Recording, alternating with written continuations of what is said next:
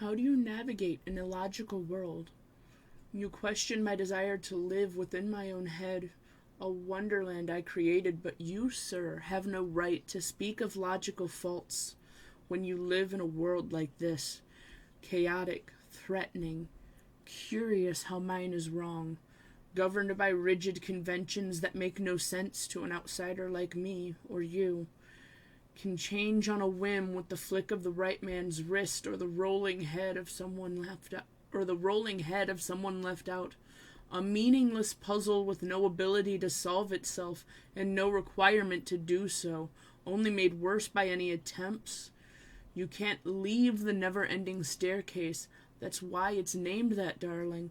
All you have left to do is jump off, and hope on the way down you spot something to break your fall. All attempts to govern the chaos don't even seem to tame it. People don't seem to realize their own absurdities and the lies they tell themselves and the rules they make themselves, the symbols and the signs and the swirling, never-ending time like tea at the Hatter's home. A lovely little place where I'm free to be. And while I'm being, I'm happy here, deeply secluded in my forest where logic mustn't make sense, and yet I am the one perpetually at fault for seeking escape from your supposed world.